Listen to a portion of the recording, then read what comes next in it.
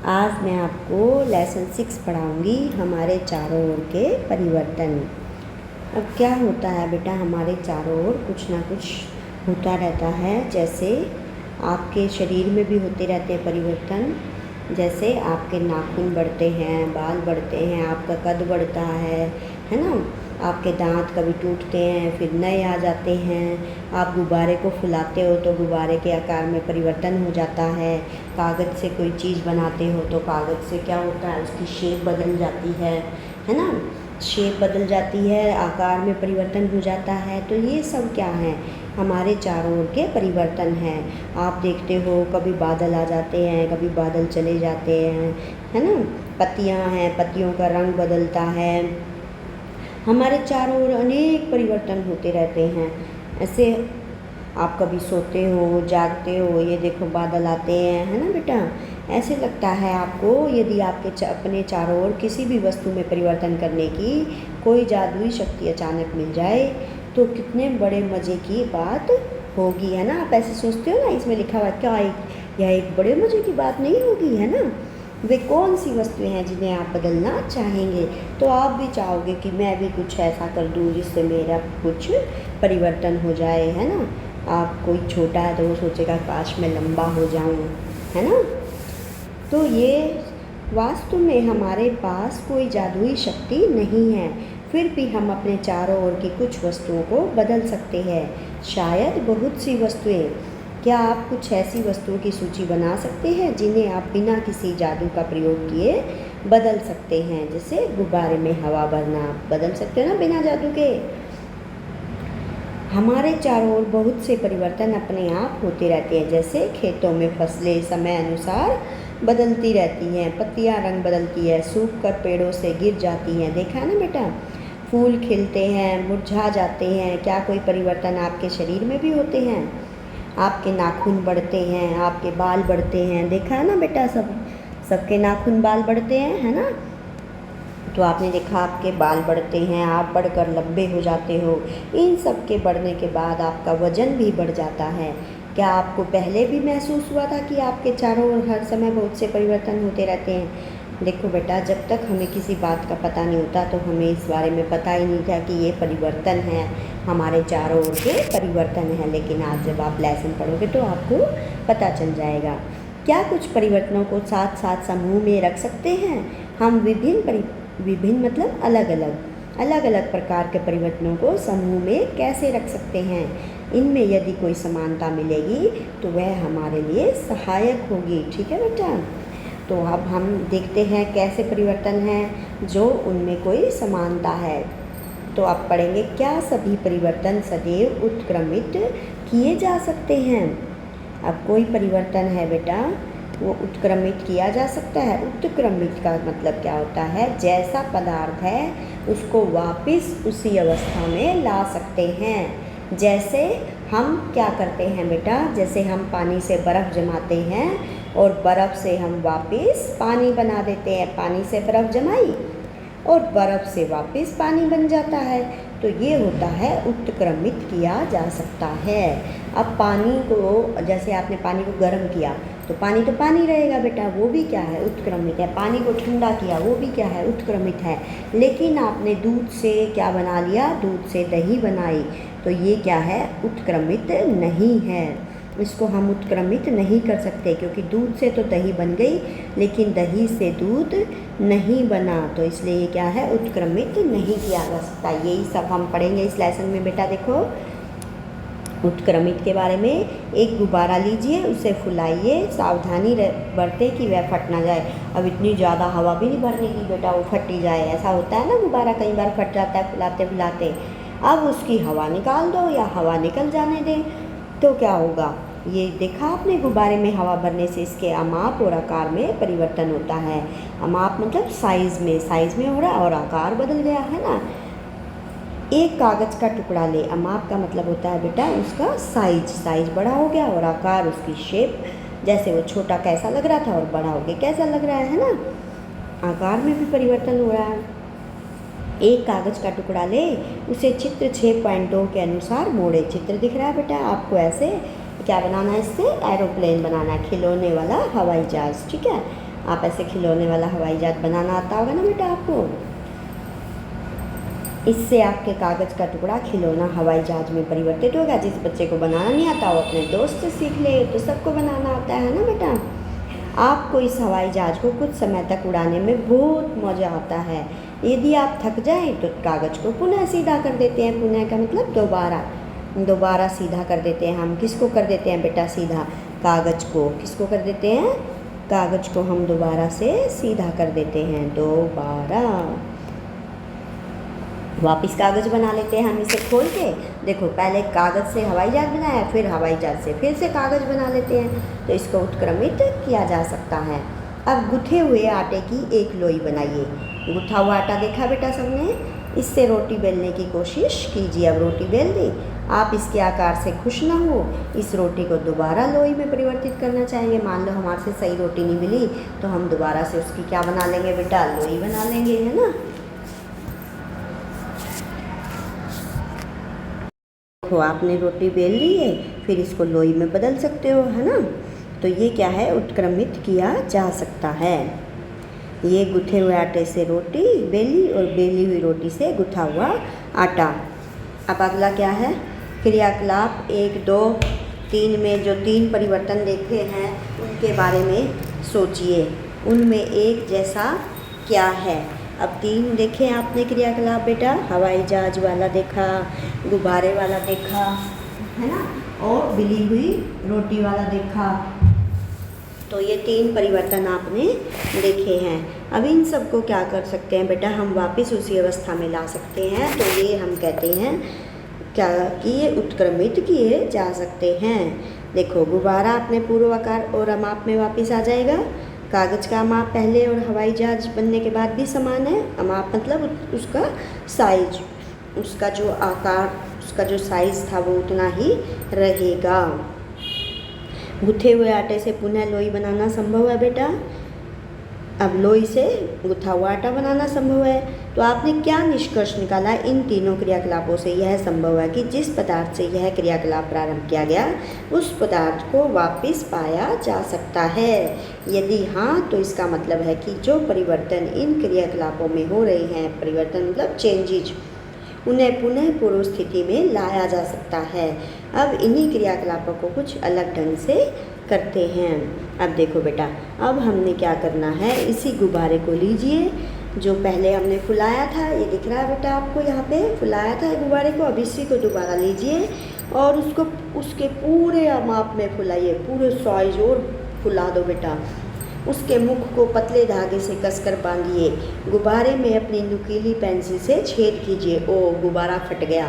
अब जब गुब्बारा फट गया तो क्या दोबारा से पूरा गुब्बारा बना सकते हो? नहीं बना सकते ना बेटा। अब ऐसे ही आपने एक कागज़ का टुकड़ा लेना है और जिसमें आपने पहले क्या बनाया था? हवाई जहाज बनाया था। अब इसको हम छोटे छोटे टुकड़े से क्या करेंगे? पहले हम इसके ऊपर हवाई जहाज की शेप बना लेंगे। हवाई जहाज का रेखा चित्र बनाइए, उसे बाहरी रेखा के साथ साथ काटिए।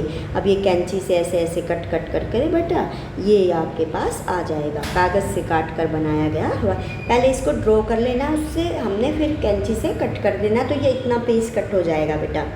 अब वापस तो उतना कागज़ नहीं बनाया जा सकता, इसलिए ये उत्क्रमित नहीं किया जा सकता। ऐसे ही आपका गुब्बारा जो फट गया उसको भी दोबारा गुब्बारा नहीं बना सकते पूरा, तो इसे भी उत्क्रमित नहीं किया जा सकता। अब गुथे हुए आटे की लोई से रोटी बेलकर उसे तवे पर सेकिए। अब तवे पे सेकने के बाद क्या बेटा गुथा हुआ आटा बन जाएगा?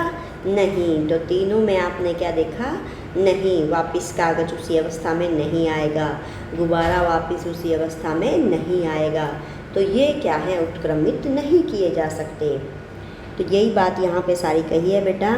आप पेंसिल और रबड़ का उपयोग कर सकते हैं। इसके अनेक बार उपयोग करने से इनके आकार व माप में परिवर्तन हो जाता है। क्या इस परिवर्तन को उलट सकते हैं? नहीं उलट सकते बेटा। पेंसिल छोटी होगी, क्या उसको आप बड़ा बना सकते हो? नहीं ना। आपने कुम्हार को अपने चाक पर काम करते जरूर देखा होगा। चाक होता है बेटा जिस पे वो मिट्टी के बर्तन बनाता है और वो उसको गोल गोल घुमाता है ना, वो चाक होता है। वह मिट्टी के ढेर को बर्तनों में बदल देता है। क्या यह परिवर्तन उत्क्रमित किया जा सकता है? अब बर्तन बन गए तो बर्तन से क्या मिट्टी बनेगी? नहीं ना बेटा। अब वह मिट्टी के बर्तन को भट्टी में सेकता है। क्या अब इस परिवर्तन को उत्क्रमित किया जा सकता है? नहीं। जब भट्टी में सेक दिया तो बेटा जब उसको वापस हम नहीं बदल सकते, लेकिन खाली बनाया है तो उसको तोड़ के हम मिट्टी में बदल सकते हैं। सेकने के बाद मिट्टी में जब उसको भट्टी में सेक देंगे तो उस परिवर्तन को उत्क्रमित नहीं किया जा सकता। जब खाली मिट्टी से बनाया बेटा चाक पर, तो उसको हम उत्क्रमित कर सकते हैं। सारणी 6.1 में कुछ सामान्य परिवर्तन दिए गए हैं। आपके विचार में इनमें से किन परिवर्तनों को उत्क्रमित किया जा सकता है? हमने देखा कि परिवर्तनों के वर्गीकरण का एक तरीका है, क्या उन्हें उत्क्रमित किया जा सकता है। तो अब बेटा देखो, कच्चे अंडे से उबला हुआ अंडा, क्या इसको उत्क्रमित किया जा सकता है? उबले हुए अंडे से क्या कच्चा बना सकते हो? नहीं, है ना, नहीं आएगा इसमें। गाढ़े घोल से इडली, अब इडली आपने बना दी बेटा, इडली बनने के बाद क्या वो गाढ़ा घोल बन जाएगा? नहीं। लेकिन अगर आपने खाली शेप दी है इडली की तो आपका दोबारा गाढ़ा घोल बन सकता है, लेकिन अगर इडली पक के तैयार हो गई है तो क्या आएगा? नहीं। गीले कपड़े से सूखे कपड़े, अब सूखे कपड़े को फिर से गीला कर सकते हो, हाँ, है ना बेटा। ऊन के धागे से बुना हुआ स्वेटर, अब स्वेटर को मम्मी दोबारा क्या करती है? उधेड़ के फिर से ऊन बना देती है, तो हाँ। अनाज से बनाया गया आटा, अब आटे से तो अनाज नहीं बन सकता बेटा, तो क्या आएगा? नहीं। दोबारा गेहूँ बना सकते हो? नहीं। ठंडे दूध से गर्म दूध और गर्म दूध से ठंडा दूध, हाँ, है ना। सीधी डोरी से कुंडलित डोरी, कुंडलित डोरी मतलब आपने किसी गोल चक्री पे लपेट दी, जैसे आप पतंग की डोरी को लपेटते हो, वो चरखी जो होती है आपकी वही है कुंडलित, उसी के ऊपर आप ऐसे कुंडल की तरह डोरी को लपेटते हो। या आपने तार लपेटी हुई देखी होंगी बेटा, बिजली की तारें गोल चक्री में लपेटी होती है, वो होती है कुंडलित कहलाती है। जब उसको हम गोल गोल लपेट देते हैं तो ये भी हम वापस दोबारा से सीधी कर सकते हैं। कली से फूल, अब फूल से कली बन सकता है बेटा? नहीं बन सकता ना, कली से तो फूल बन जाता है, लेकिन फूल से कली नहीं बनेगी। खिलने के बाद तो वापस कली नहीं बनेगा बेटा। दूध से पनीर बन गया, पनीर से दूध बनेगा? नहीं। गाय के गोबर से बायोगैस, अब बायोगैस से कोई गोबर बनेगा बेटा? नहीं, है ना। खिंचे रबड़ बैंड से सामान्य साइज का रबड़ बैंड, आपकी जो चोटी में लगाती होगी मम्मी रबड़ बेटा, या आपकी बहन लगाती होगी, जब इसको हम खींच देते हैं तो वापस दोबारा वो उसी अवस्था में आ जाता है अगर उसे हम छोड़ देते हैं। तो यहाँ पर आंसर क्या आएगा बेटा? हाँ, ठीक है, इसमें क्या आएगा? हाँ, आपको याद रखना है। ऐसे ये आप खुद कर सकते हो, खुद करोगे तो आपको पक्का पता चल जाएगा कि हाँ कि नहीं। जमी हुई आइसक्रीम से पिघली हुई आइसक्रीम, और पिघली हुई आइसक्रीम से फिर से जमी हुई आइसक्रीम बना सकते हैं फ्रीजर में रख के, है ना बेटा। तो ये क्या आएगा? हाँ। अब है आपका नेक्स्ट, ये देखो, ये लकड़ी के और लोहे के क्या है? औजार हैं। क्या परिवर्तन करने के अन्य तरीके हो सकते हैं? हम सभी ने मिट्टी को खोदने वाले औजार देखे हैं ना बेटा। लोहे के फलक को कैसे एक लकड़ी के हत्थे पर जड़ दिया जाता है? ये लोहे के फलक हैं, इनको लकड़ी के हत्थे पर जड़ दिया। ये सारे लकड़ी के हत्थे दिख रहे हैं बेटा, है ना। ये सारे लोहे के फलक हैं, इनको हमने लकड़ी के हत्थे पर जड़ना है। अब कैसे करेंगे? गरम करके। लोहा क्या होता है? गरम करने पर फैलता है। देखो, लकड़ी के हत्थे लगाने से पहले औजार प्रायः गरम किए जाते हैं।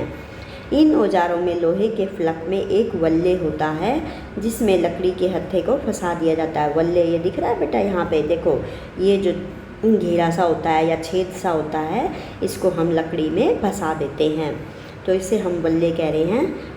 साधारणतः इस वल्ले का माप लकड़ी के हत्थे के घेरे से थोड़ा छोटा होता है। पहले क्या होता है? इसका छोटा होता है, फिर हत्थे को वल्ले में फंसाने के लिए वल्ले को गर्म करते हैं। पहले तो उसका आकार छोटा होता है और फिर उसको हम क्या करते हैं? साइज छोटा होता है, फिर उसको हम गर्म करते हैं तो वो फैल जाता है, और इसके बाद हत्था आसानी से इसमें जड़ दिया जाता है। किसमें? लकड़ी में। जब वल्ले ठंडा होता है तो फिर से सिकुड़ जाता है, जिससे यह हत्थे पर कस जाता है। ये देखो बेटा, जिसको हमने फंसाना है लकड़ी में, ये वल्ले कहलाते हैं, ठीक है। ये जिससे हम लकड़ी उसके अंदर फंसा देंगे, ये दिख रहा है बेटा, ये वल्ले है। पहले हम इसको गर्म करेंगे, फिर गर्म करने पर ये फैल जाएगा, फिर लकड़ी इसके अंदर डाल देंगे, फिर ये अपने आप ठंडा होकर सिकुड़ जाता है, तो ये इसके अंदर फंस जाता है बिल्कुल पक्का, वहीं से निकलता नहीं है फिर। इसी प्रकार के परिवर्तन का उपयोग बैलगाड़ी के लकड़ी के पहिए पर लोहे के रिम को कसने के लिए किया जाता है। आपने देखी है बेटा बैलगाड़ी? उसमें भी क्या किया जाता है, उसके जो लकड़ी के पहिए होते हैं उस पर लोहे के रिम को कसने के लिए ऐसे ही करते हैं, गर्म करते हैं और फिर उसके अंदर चढ़ाते हैं और फिर ठंडा होके वो उसके अंदर एकदम टाइट हो जाता है जो लकड़ी का हाथा था। धातु के रिम को लकड़ी के पहिए के घेरे से थोड़ा सा छोटा बनाते हैं। गर्म करने पर रिम पहिए पर, ये देखा है ना बेटा, ऐसे आपने ये लोहे का चढ़ा हुआ साइकिलों पे भी चढ़ता है ना, तो ये पहले गर्म करते हैं इस रिम को, फिर इसमें कस देते हैं और फिर ये अपने आप उसमें टाइट हो जाता है ठंडा होके। अब पहिए के किनारे के ऊपर ठंडा पानी डालते हैं जिससे रिम ठंडा हो जाता है तथा पहिए के ऊपर कस जाता है। अब जब हम जल को बर्तन में गर्म करते हैं तो कुछ समय के बाद यह उबलना शुरू हो जाता है। अगर हम इसे लगातार गर्म करते रहे तो जल की मात्रा बर्तन से घटनी शुरू हो जाती है। क्यों शुरू हो जाती है बेटा? जल वो वाष्प में परिवर्तित हो रहा है। वो आप ज़्यादा देर तक गर्म करोगे ना बेटा तो पानी क्या हो जाएगा, कम होता जाएगा, कम होता जाएगा। कई बार पतीला जल जाता है ना, हम दूध रख के भूल जाते हैं और वो पतीला जल जाता है। क्यों? क्योंकि दूध सारा भाप बन के उड़ गया, वाष्प बन के उड़ जाता है। कोई भी चीज़ हम गर्म करते हैं लिक्विड, जैसे जल और दूध, तो क्या होता है, अब उड़ेगा तो है नहीं, वो उसी पतीले में जमता रहता है तो पतीला बिल्कुल एकदम काला हो जाता है ना बेटा। अब जो दूध में थोड़ा बहुत पानी था वो जल वाष्प बन के उड़ जाएगा। जल वाष्प ठंडा करने पर द्रव जल में परिवर्तित हो जाता है। और पानी की जो भाप होती है बेटा, अगर उसके आप ऊपर प्लेट रख देते हो, जैसे देखो गर्म पतीले में आपकी कोई चीज़ है, आपके गर्म दूध है या गर्म पानी है, उसके ऊपर आप प्लेट रख देते हो तो वो क्या हो जाता है, उसके ऊपर पानी की बूंदें हो जाती है ना, तो वो होता है आपका द्रव जल। हम सभी ने बर्फ़ को पिघलते हुए देखा है। गर्म करने पर बर्फ़ पिघलती है या किस में बदल जाती है? क्या इस जल को वापस बर्फ़ में बदल सकते हैं? अगर आइए कुछ और परिवर्तनों को देखें। तो आपने देखा बेटा, जल से आप क्या बनाते हो, बर्फ़ बनाते हो। कैसे? फ्रीजर में जमा के, और उस बर्फ़ को बाहर निकालोगे तो वो वापस से जल बन जाता है। तो सबको पता है ना बेटा। अब ये देखो, एक छोटी मोमबत्ती लेकर उसकी लंबाई स्केल से मापें। ये मोमबत्ती लेनी है आपने और उसको हम स्केल से मापेंगे। इसे एक उचित स्थान पर लगाकर जलाएं, कुछ समय तक इसे जलने दें, मोमबत्ती को बुझा दें और पुनः इसकी लंबाई मापें। अब आप देख रहे हो बेटा, ये लंबाई क्या हो जाएगी, कम हो जाएगी जलने के बाद। क्या मोमबत्ती की लंबाई में परिवर्तन को उत्क्रमित किया जा सकता है? तो वापस से हम उतनी मोमबत्ती नहीं बना सकते बेटा, तो नहीं आएगा, जलने के बाद नहीं आएगा। हम कुछ मोम बर्तन में लें और गर्म करें तो क्या इस परिवर्तन को उत्क्रमित किया जा सकता है? अब मोम को हम वापस से मोम बना सकते हैं। पहले गर्म करेंगे तो वो पिघल जाएगा, फिर ठंडा करेंगे तो फिर से मोम बन जाएगा। तो मोमबत्ती को गर्म करने पर तो उत्क्रमित किया जा सकता है और जलाने पर उत्क्रमित नहीं किया जा सकता, ये याद रखना बेटा। अगला है आपने क्रियाकलाप 7 को धूप बत्ती से दोहराए। ये जो क्रियाकलाप था आपका बेटा, कौन से वाला, मोमबत्ती वाला। अब इसको क्या करेंगे, हम वो धूप बत्ती से दोहराएंगे। जब तक यह पूरी तरह से जले प्रतीक्षा करें। धूप बत्ती में क्या परिवर्तन दिखाई दिए? धूप बत्ती जलने पर कुछ नए पदार्थ बनाती है। ये कुछ राख और गैस के रूप में हैं। हम इन गैसों को देख तो नहीं सकते, परंतु उनकी मन भावन सुगंध के कारण उन्हें महसूस कर सकते हैं। क्या इस परिवर्तन को उत्क्रमित किया जा सकता है? अब आप देख रहे हो बेटा, धूप बत्ती जल गई तो उसकी राख बन गई। राख से क्या हम मोमबत्ती, धूप बत्ती बना सकते हैं? नहीं हो सकता ना बेटा, तो इसको उत्क्रमित नहीं किया जा सकता। इस प्रकार माचिस की तीली में क्या परिवर्तन हुए जिसे मोमबत्ती को जलाने में उपयोग किया गया था? अब माचिस की तीली भी जल जाती है तो बेटा वो जो उसके ऊपर लाल फास्फोरस होता है वो दोबारा से वापस प्राप्त नहीं किया जा सकता, तो ये भी उत्क्रमित नहीं किया जा सकता है बेटा। अब आपका नेक्स्ट, अभी तक हमने परिवर्तनों को नियत वस्तुओं या इनके पदार्थ पर देखा है। जब दो पदार्थ एक मिश्रण के रूप में हों तब होने वाले परिवर्तन किस प्रकार के होंगे? अब हमने दो पदार्थों को एक साथ लेना बेटा, उसको हम कहते हैं मिश्रण। जैसे हम नमक में चीनी घोले, नमक में पानी घोले, तो वो क्या बन जाता है, एक मिश्रण बन जाता है। हमने नमक को जल में घोला था। क्या आपके अनुसार उस समय जल या नमक में कोई परिवर्तन हुआ था? क्या इस परिवर्तन को उत्क्रमित करना संभव है? अब जल में नमक घोलोगे तो बेटा उसको हम उत्क्रमित कर सकते हैं। अब देखो बेटा, हम अध्याय 5 के क्रियाकलाप में हमने नमक के विलयन को गर्म करके नमक प्राप्त किया था। 5 क्या था? अध्याय 5 पदार्थों का पृथक्करण। तो हमने क्या किया, उसको उसको हम कहते हैं वाष्पीकरण। हम पानी को गर्म करेंगे, उससे पानी वाष्प बन के उड़ जाएगा और फिर बच जाएगा क्या बेटा, नमक, है ना।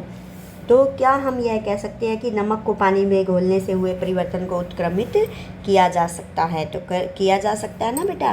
पानी को अलग कर देंगे और नमक को अलग कर देंगे तो पानी हमें दोबारा प्राप्त हो जाएगा, तो इसको हम उत्क्रमित कर सकते हैं। अब पहेली ने पूछा कि क्या आपने दही को जमते हुए देखा है? गुनगुने गर्म दूध में थोड़ी सी दही की मात्रा मिलाई जाती है तो दूध को हिलाकर कुछ घंटों के लिए एक गर्म स्थान पर आराम से रख देते हैं। कुछ ही घंटों में दूध दही में परिवर्तित हो जाता है। क्या इस परिवर्तन को उत्क्रमित किया जा सकता है? नहीं किया जा सकता बेटा, क्योंकि दूध से दही बन गई तो दही से दूध नहीं बन सकता। ऐसे दूध दही से अगर हम मक्खन निकाल दें तो वापस हम उससे क्या हो सकता है, दूध नहीं बना सकते। दूध से पनीर बना दिया तो वापस दूध नहीं बन सकता। हमने देखा कि पदार्थ को गर्म करके या किसी अन्य पदार्थ के साथ मिश्रित करके उसमें कुछ परिवर्तन लाए जा सकते हैं। हमने यह भी देखा कि कुछ परिवर्तन उत्क्रमित किए जा सकते हैं, कुछ अन्य को उत्क्रमित नहीं किया जा सकता। हमारे चारों ओर की वस्तुओं को परिवर्तित करने की बहुत सी अन्य विधियाँ भी हो सकती हैं। इनमें से कुछ को उत्क्रमित किया जा सके। इस प्रकार हमारे चारों ओर के परिवर्तन दो वर्गों में वर्गीकृत किए गए। परिवर्तन जिन्हें उत्क्रमित किया जा सकता है, जिन्हें उत्क्रमित नहीं किया जा सकता। तो ओके बेटा, अब इसके बारे में विस्तार से हम अगली क्लासों में पढ़ेंगे। बाय बाय बेटा। हंसते रहिए, मुस्कुराते रहिए, साथ ही पढ़ते रहिए, मम्मी पापा का कहना मानते रहिए। बाय बेटा।